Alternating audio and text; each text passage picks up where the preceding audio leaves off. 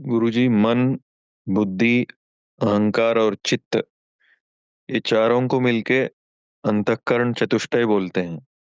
इन चारों में फर्क कैसा देखे और इसका अर्थ क्या होता है? ऐसा है। मन से तो संसार चलता है। मन में ही आपके विचार आते हैं और मन के अनुसार ही अपना जीवन यापन करते हैं। बुद्धि मन से ऊपर की अवस्था है। वो आपको विवेकशील बनाती है। कुछ भी कठिन निर्णय लेना हो तो आप मन से बुद्धि की अवस्था में जाते हैं। और जब बुद्धि से भी निर्णय नहीं ले पाते तब आप अपनी चेतना की अवस्था में जाते हैं।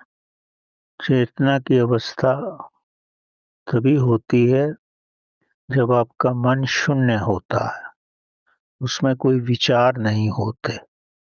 और जब आप विचार रहित होते हो तब एक प्रकाश की भांति आप में कोई सुझाव आता है।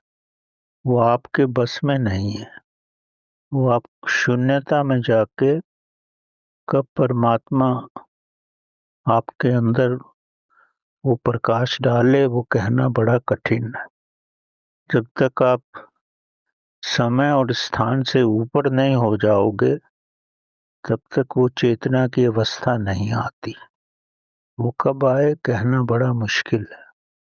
कभी-कभी वो आपको रात को सोने की अवस्था में भी आ सकती है, जैसे मैडम क्यूरी के साथ हुआ।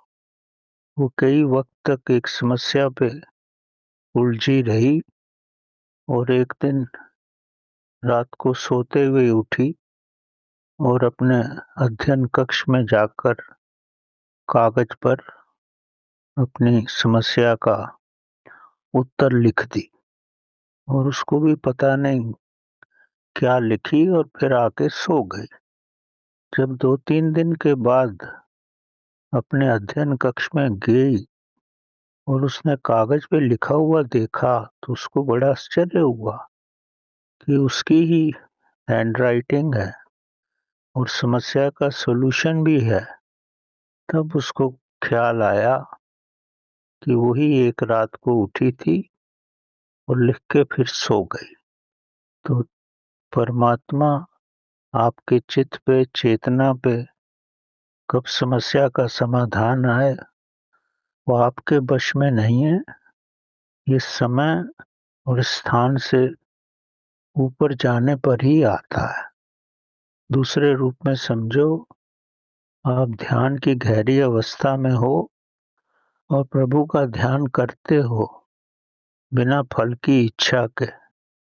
और एक दिन स्वयं ही आपके मन में उस प्रश्न का उत्तर आ जाता है जो आपके मानसिक स्थल की गहराई में है।